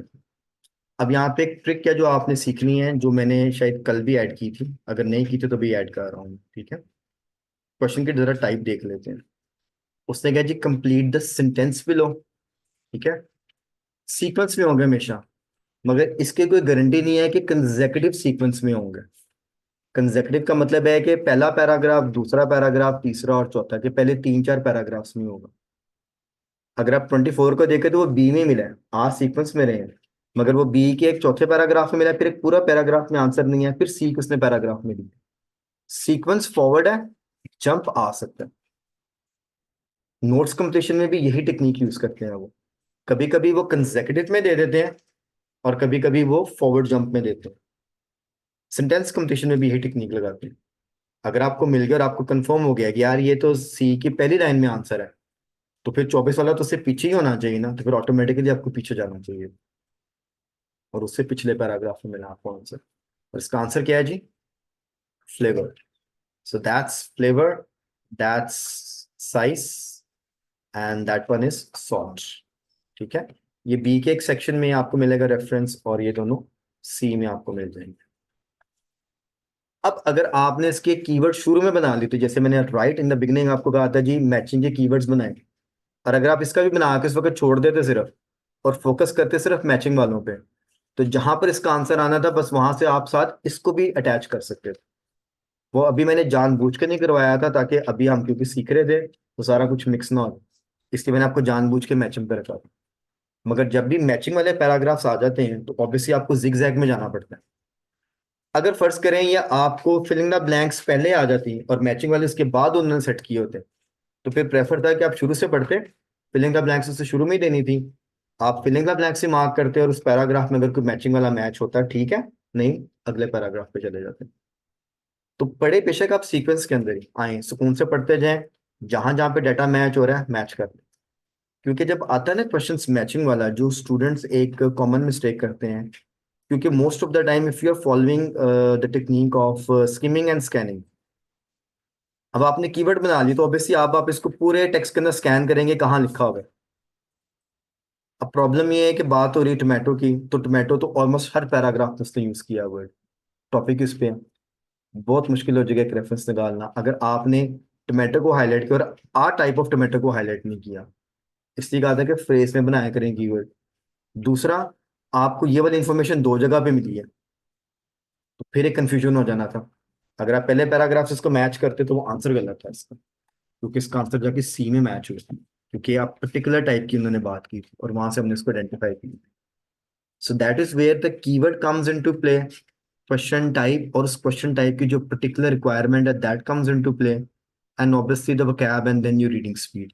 जब ये सब कुछ जलब होता है तो फिर आप एक आराम से पेपर करते हैं।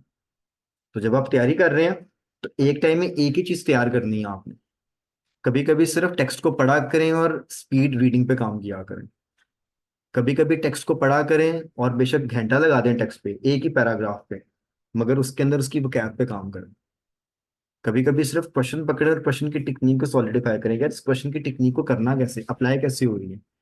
ठीक क्वेश्चन या सॉल्व पेपर के ऊपर काम करना आपने, जैसे भी पेपर सॉल्व किया है ना, एक बार घर जाके खुद से करें कि अब मैंने इसको कैसे करना है, क्लास में क्या डिस्कशन हुई थी।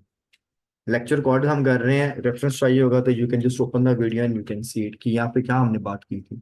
रेफरेंस लें, लेक्चर को क्लोज करें, फिर दोबारा वर्कअप स्टार्ट कर दें। क्या होगा, एक टाइम में आप एक एक चीज प्रिपेयर कर रहे हैं, और फिर जब चीजें आ जाएंगी फिर आप टेस्ट वाले दिन या जब मॉक टेस्ट में देते हैं, you will be able to execute it. अब ये जीटी में सेक्शन 1 के अंदर सवाल आजकल ये आ रहे हैं, पहले 7 क्वेश्चन ही मैचिंग के आते हैं, तो टेक्निक सेम है, तो ये आपको मैच करना आना चाहिए। ठीक है, और टेक्निक पे हमने आज बात की, कीवर्ड्स कैसे मार्क करें, इट्स रियली रियली इंपॉर्टेंट। हाँ जी, अब मुझे बताइए यहाँ तक सब ओके है? गुड, ठीक है। हमारे पास अभी 10-15 मिनट है, और मैंने आपको सिर्फ एमसीक्यूज की कुछ टेक्निक्स बतानी है जो कि थर्ड पैसेज के अंदर है। ठीक है, वो 4-5 सवालों को कर लेते हैं, आपको एमसीक्यूज की टेक्निक आ जाए। Good, okay. If you go to the passage number 3, again same scenario है, पैसेज है, पैसेज के बाद इसके क्वेश्चंस हैं, और एमसीक्यूज उन्होंने पहले दिए हैं 27 से 31, और अव्वल तो ये सीक्वेंस में आते हैं, और बाय डिफॉल्ट उसने आज बड़ी हेल्प दे दी, उसने कहा जी first paragraph, second paragraph, third paragraph, तो ऑटोमेटिकली सीक्वेंस फॉलो हो रहा है, क्वेश्चंस में लिखा हुआ है। बाकी इसमें यस नो वाले क्वेश्चंस हैं वो हमने कल ट्रू फॉल्स किए थे, सेम पैटर्न है। और फिर इसमें समरी है विद वर्ड बैंक, इसका मैं आपको टिप बताऊंगा एंड पे। करना बिल्कुल वैसे जैसे फिलिंग द ब्लैंक्स होते हैं, ठीक है। मगर जब वर्ड बैंक आता है ना तो इसमें वो एक ट्रिक खेलते हैं आपके साथ, वो ट्रिक हम आखिर में रखेंगे। सॉल्व हमने जो है ना इसकी पहले 4-5 सवाल करनी है, ठीक है। सिंपल मेथड है। सर सुभान आपको मैं सुन रहा था पढ़ा रहे थे एमसीक्यूज, वो भी मेरे ख्याल है एलिमिनेशन मेथड आपको पढ़ा रहे थे। गुड। सेम इस पे अप्लाई करना है। लिसनिंग में वो अप्लाई करना थोड़ा टफ है क्योंकि टेप एक दफा चलती है, रीडिंग में अप्लाई करना ज्यादा आसान है, आप इंफॉर्मेशन कई बार पढ़ सकते हैं। मेथड इज सेम, ठीक है। मेरा बस स्टेप ये है, आई डोंट नो कि वो कैसे स्टेप करवाते हैं। मेरा स्टेप ये है कि क्वेश्चन पढ़े और टेक्स्ट पढ़े, ऑप्शंस नहीं पढ़नी है, ठीक है। अगर आप ऑप्शंस पढ़ के जा रहे हैं तो आई बिलीव कि कंफ्यूजन है, क्योंकि क्वेश्चन जो है ना वो आपको आंसर दे देता है। अब जैसे for example question number 27 says the purpose of the first paragraph is to. Purpose word का मतलब होता है मकसद, इसका मतलब है कि उस पूरे पैराग्राफ का क्रक्स आपने निकालना है, ओवरऑल पॉइंट क्या है, ठीक है। चलिए let's go to the paragraph. आप पैराग्राफ पढ़े और उसके बाद आके आपने ऑप्शंस मैच करने हैं। Just read the first paragraph. मैं आपको 2 से 3 मिनट दे रहा हूँ, read the first paragraph, understand it and go back and mark your answer. अच्छा जी, मैं ये जरा पैराग्राफ पढ़ना चाह रहा हूँ आपके लिए, ठीक है, ताकि हम जरा इसको देखेंगे इसमें क्या लिखा हुआ है और साथ इसको आइडेंटिफाई करेंगे। क्वेश्चन है the purpose of the paragraph, बस यही हमारा कीवर्ड है।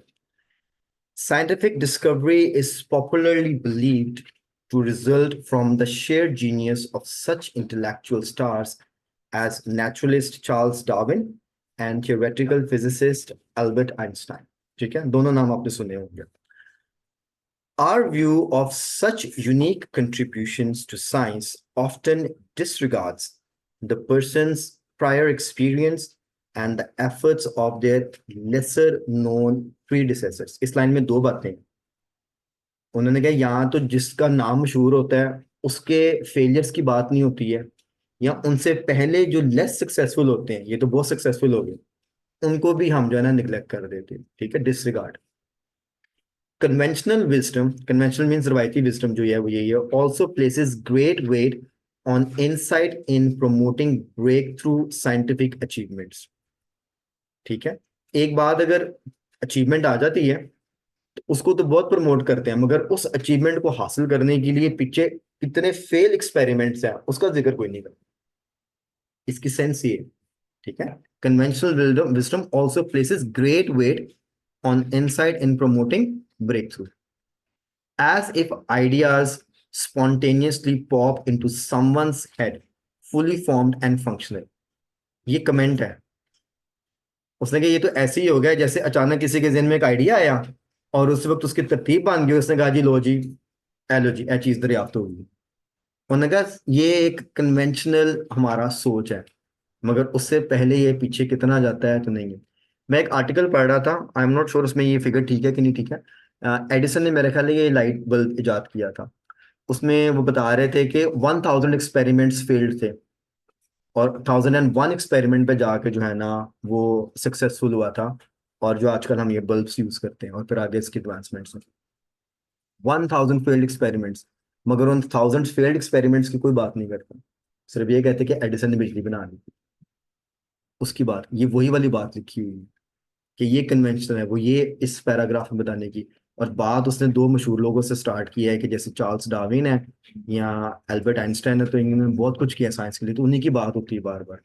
मगर जो पीछे इतने हिट एंड ट्रायल मेथड्स हैं वो किधर गए हैं, और जो उनसे पहले बेचारे थोड़ा थोड़ा काम करते वो किधर गए। ठीक है, पैसे समझ आ गया। ठीक है, नाउ लेट्स सी के हमारे पास ऑप्शंस जो अवेलेबल है वो क्या कह रही हैं। ए में लिखा है डिफेंड पर्टिकुलर आइडियाज। तो डिफेंड तो हम तब करते हैं कि हम कहें जी लोग ये कहते हैं तो ऐसे गलत है, ये है, ठीक है। डिफेंड तो वो कर नहीं रहे हैं, तो नो इन्फॉर्मेशन और पर्टिकुलर आइडियाज की भी उन्होंने बात नहीं की, जनरल थ्योरी पे बात हो रही है। कंपेयर सर्टेन बिलीव्स, एक ही पॉइंट ऑफ व्यू दिया है, कंपैरिजन के लिए भी हमने बात की कि दो होने चाहिए। फिर तो आना चाहिए था कि some people are saying this and others are saying this. उसने यही कहा है कि एक्चुअली लोग यही समझते हैं, एक ही व्यू आ रहा है सिर्फ, contradicting. Disapprove a widely held view. Disapprove का मतलब होता है इनकार करना या किसी बात को कहना कि ये गलत है।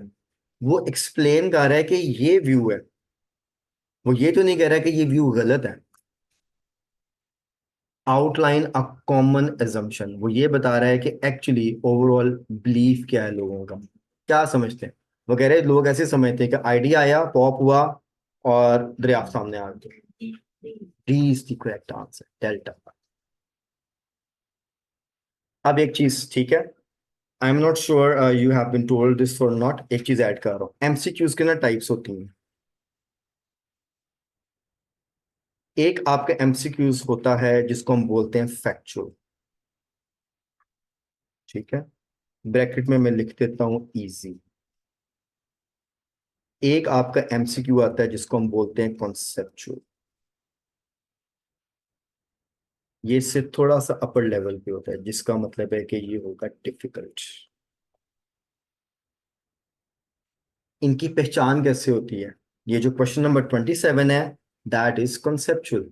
वो आपको पिन पॉइंट प्राइमरी कीवर्ड नहीं देता, वो कहता है जी बताओ इसका मकसद क्या है। कॉन्सेप्ट पे बात होती है। तो कॉन्सेप्चुअल क्वेश्चंस डिफिकल्ट होते हैं। अब हम सेक्शन 3 के अंदर हैं और उसके सवाल करने लगे, तो यहाँ पे वो डिफिकल्टी लेवल हाई कर देते हैं, ठीक है।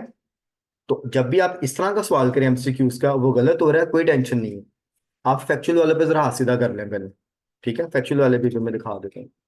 अब क्वेश्चन नंबर 28 कह रहा है जी, what are the writers doing.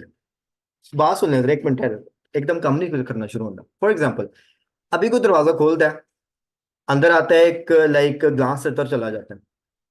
अगर उससे कोई बाहर पूछे जी अंदर क्लास में क्या हो रहा है या क्या देखा आपने, वो दो तरह के जवाब दे सकता है।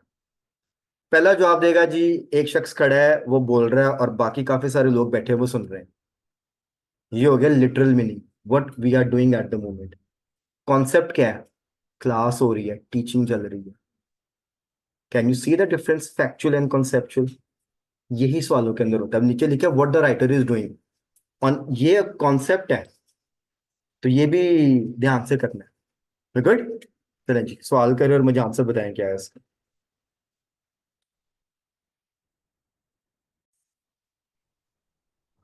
सर अच्छा, आपकी बात सुनते सदर जी, आप ना मुझे टाइप करके बताएं प्लीज। आपका ना वो नेट वीक है तो आवाज ब्रेक हो रही है। मिस जी आपने बी का है? यस मैम, मुझे जस्टिफाई वर्ड का मीनिंग बता दें बस। कंफर्म करेंगे मैं जो कह ठीक, आपने कंफर्म का वर्ड यूज किया। जस्टिफाई होता है किसी चीज को साबित करना, उसकी साइड ले लेना, ठीक है। क्या यहाँ पे राइटर्स उस व्यू पॉइंट की साइड ले रहे हैं? आपकी पहली लाइन में एक वर्ड लिखा हुआ है हाउ एवर। अब यहाँ से दो चीजें सीखनी है आपने। एक तो यह कि आपको जस्टिफाई वर्ड का क्लियर मीनिंग पता हो, और आपको हाउ एवर का भी पता हो। हाउ एवर से पहले राइटर ने एक लाइन लिखी हुई है और वो पहले पैराग्राफ को कॉम्प्लीमेंट कर रहा है। वो कह रहे हैं जी there may be some limited truth to this view. जो ऊपर बात उसने की है कि एकदम आइडिया आया, फॉर्म हुआ और आपने फौरन से कोई ना कोई डिस्कवरी कर दी है। उसने कहा पॉसिबल है, ऐसा नहीं कि हो ही नहीं सकता। However he is contradicting, तो he is not gonna justify the view. Option B तो आउट हो गया। है बोल। हाँ जी, ए आंसर है। चलो पहले बताओ सी क्यों नहीं है? अप्रोच को एक्सप्लेन कर। चलिए ठीक है, आंसर वैसे सारे आ गए हैं। जस्टिफाई और सपोर्ट ऑलमोस्ट एक ही था, तो वो जस्टिफाई मीन साइड लेना, सपोर्ट भी मीन साइड लेना। He is not taking side, B और डी तो टोटल आउट हो गए। He is not explaining an approach, ठीक है, क्रिटिसाइज कर रहे हैं। हाउ एवर के साथ आगे पूरी स्टेटमेंट बड़े इज क्रिटिसाइजिंग, दोनों राइट। परफेक्ट हो गया सर। देखिए बात सिर्फ ये है कि आप अगर चीजों को ध्यान से पढ़ते हैं तो चीजें समझ आनी शुरू हो जाती हैं। हाँ जी, कुछ बात समझ आई? Even though it's a conceptual question, मगर it's not that difficult, crack हो सकता है। बात है वो कैप की। यहां तक मेरे साथ है? मेरे साथ है? चलिए तीसरा वाला भी कर दें। In the third paragraph what do the writers suggest, ये भी कॉन्सेप्चुअल क्वेश्चन है।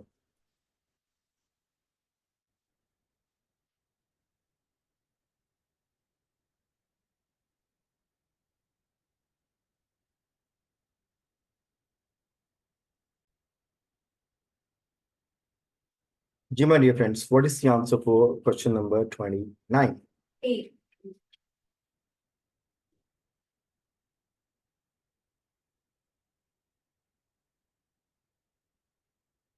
ठीक है, ए करेक्ट है।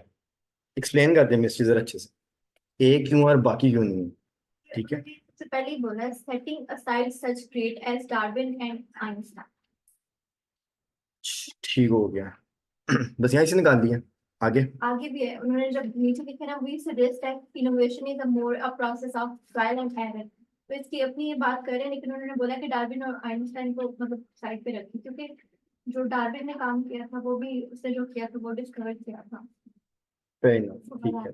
चलिए, एक्चुअली क्वेश्चन मेनली था कि राइटर डार्विन और आइंस्टाइन के बारे में क्या कहना चाह रहे हैं, ठीक है। उसने स्टार्ट यहाँ से किया जी, सेटिंग असाइड सच ग्रेट्स एज। इसका मतलब ये कि कुछ लोग ना एक्सेप्शनल होते हैं, सारे तो नहीं है। उन्होंने कहा कि एक्सेप्शनल्स को अगर साइड पे करके हम बात करें, ठीक है। और ये उसने आगे डैशेस यूज किए हैं जिसके अंदर वो क्लियरली बता रहा है कि इन्होंने जो भी मॉन्यूमेंटल कॉन्ट्रीब्यूशंस किए हैं टुवर्ड्स द साइंस, वो सेलिब्रेट भी प्रॉपर होती है। ड्यूली का मतलब है कि दे आर प्रॉपरली सेलिब्रेटेड, ठीक है, मीन्स जो भी उन्होंने किया होगा। आगे वो अपनी बात करें, we suggest that innovations is more a process of trial and error way two steps forward many times come with one step back. और ये सारा उन्होंने आगे एक्सप्लेन किया हुआ है, ठीक है। ऑप्शंस पे चलते, वहां से फिर आपको क्लैरिटी आनी शुरू हो जाती है। अब writer, as per Darwin and Einstein, B में लिखा है जी, their way of working has been misunderstood. ये तो राइटर ने नहीं कहा कि उनका काम मिसअंडरस्टूड है, ठीक है, नो इन्फॉर्मेशन, क्रॉस कर देते हैं।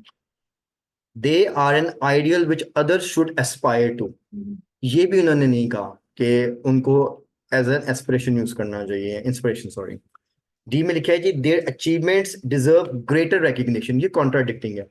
वो जो है ना ड्यूली सेलिब्रेटेड, वो ऑलरेडी सेलिब्रेटेड है। ये नहीं है कि करना चाहिए, ये तो ऑलरेडी हो रहे हैं, तो ये तो वैसे ही कॉन्ट्राडिक्टिंग, इसका आगे मैं सी लिख देता हूँ। इन दोनों का रेफरेंस नहीं है, ये कॉन्ट्राडिक्टिंग है, तो एक्चुअली ये बचता है। उनके बारे में जो बात ही वो ये है कि एक्सेप्शनल है टू अ जनरल रूल। तो वो जो सेटिंग असाइड की मैम लाइन मैम ने पढ़ी है, that is correct. Setting aside means कि अगर इनके अलावा हम बात करें तो बाकी जो है ना हिट एंड ट्रायल मेथड होता है, कई आपको फेलियर्स आते हैं, फिर जाकर कहीं आप सक्सेसफुल होते हैं, सो ऑन। साइंस के अंदर यही है, ऐसे ही है। हाँ जी, यहाँ तक बात समझ आ रही है? ठीक है। अब मुझे ये बताएं, मैंने आपको ना एक्चुअली समरी का कुछ बताना है। अगर तो हिम्मत है तो 2 सवाल कर लेते हैं, क्योंकि मैंने समरी की कुछ टिप्स देनी है। नहीं तो मैं समरी पे जंप करता हूँ। बोलो जल्दी जल्दी जवाब दो।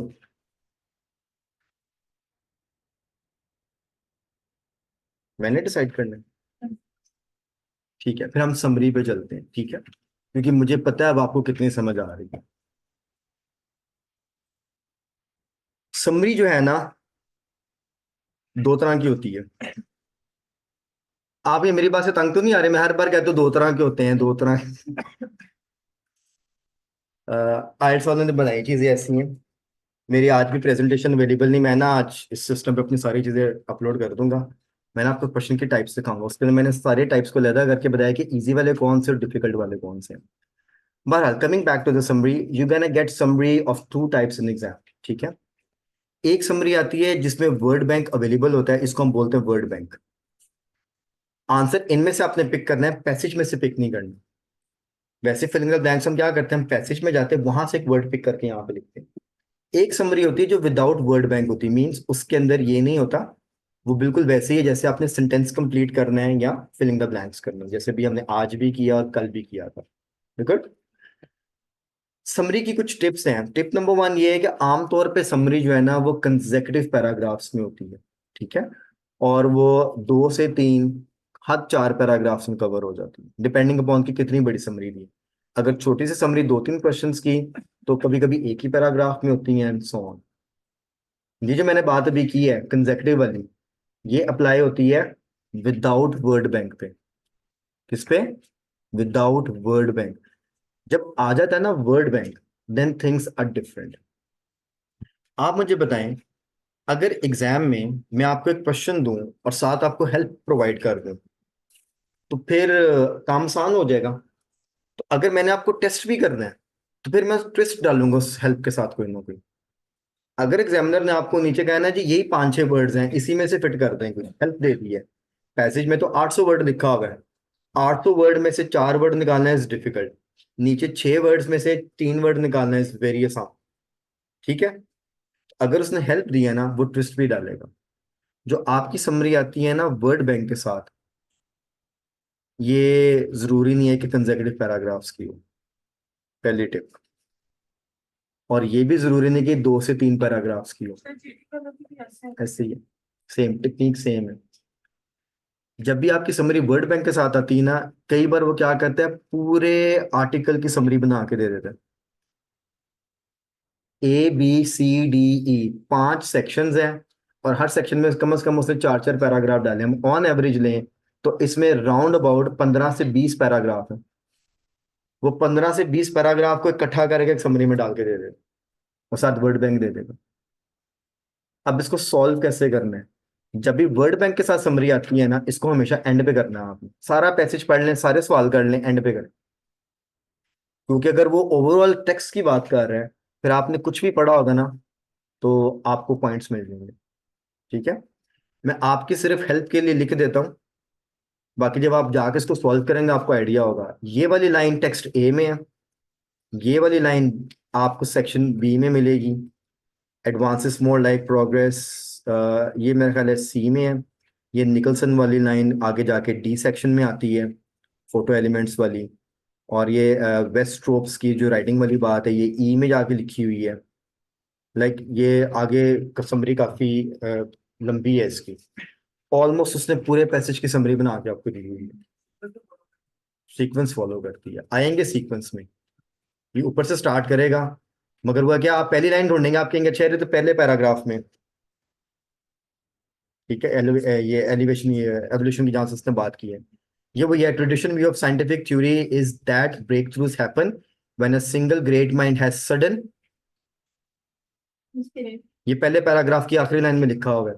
ठीक है ना, सडन आइडिया से लिखा है, यहाँ पे इंस्पिरेशन का वर्ड आएगा, उसने इसको सिनेमाइज किया हुआ। और ये जो वर्ड्स हैं ये लिखे भी नहीं होते, ये पहले पैराग्राफ की लास्ट लाइन में लिखा हुआ है। अब यहाँ से समरी स्टार्ट हो रही है, और ये आप सिर्फ देखें लॉ ऑफ इफेक्ट लिखा कहाँ पे है, ये लॉ ऑफ इफेक्ट। और ये लॉ ऑफ नेचुरली कैपिटल में लिखे हैं, जरा देखिए कहाँ लिखे होंगे टेक्स्ट के अंदर, दूसरे पेज के एंड पे है। नाउ कैन यू सी, उसने पूरे आर्टिकल की समरी बना के आपको दी है। Now this is what happens when they give you the word bank. अगर आपने पूरा आर्टिकल पढ़ लिया मींस आपने एमसीक्यूज कर लिए, सारे आपने यस नो कर लिए, फिर इसको करना, तब ये सॉल्व होगी। गल समझ आई है? तो उसने एक एक लाइन एक एक पैराग्राफ से उठा ली, ABCDEF ऐसे करके से उठा ली। ये इसकी टिप है। इसलिए समरी जब वर्ड बैंक के साथ आए ना, तो समझ आना फिर आओ। क्योंकि जब आप पूरा आर्टिकल पढ़ लेते हैं ना, आप अपनी सेंस पे आंसर लगा सकते हैं, आपको बार बार रेफर नहीं करना पड़ता, क्योंकि आंसर्स वर्ड्स नीचे से फिट होने शुरू हो जाते हैं। अब इस तरह के सवाल को करने के लिए अगर आपने स्किम एंड स्कैन किया हुआ है, फिर की होएगा, कई सारी इंफॉर्मेशन आपने पढ़ी नहीं है, तो ये वाला क्वेश्चन बहुत ज्यादा डिफिकल्ट होने वाला है। और अगर आप रीडिंग टेक्निक से आ रहे हैं, then that's a very much doable question. ठीक है, हाँ जी, टिप समझ आ गई है, ये इसकी सुपर टिप थी। जब वर्ड बैंक के साथ समरी आएगी तो ये डिफिकल्ट वाला सवाल होता है, ये जैसे एमसीक्यूज का कॉन्सेप्चुअल है ना, ये समरी का कॉन्सेप्चुअल क्वेश्चन। ठीक है, तो ऐसे क्वेश्चंस को अगर आपके पास टाइम कम है तो फिर चॉइस में रखना है, पहले वो वाले करने जो हम कर सकते हैं। So that's how you select the paper. हाँ जी, I believe you are good to go for today's lecture. आपको एक ओवरऑल आइडिया हो गया कि एक्चुअली रीडिंग को लेके कैसे चलना है, क्वेश्चन की टाइप से हमने बात की है कल और आज। और ये लेक्चर रिकॉर्डेड है, होपफुली ये लेक्चर कल तक आपको अवेलेबल होगा, और जो कल रिकॉर्ड किया था वो भी आज हम अपलोड कर देंगे। रिकॉर्डिंग में स्टॉप करता हूँ और आपको कुछ एग्जाम्स की चीज़ें बतानी है। ठीक है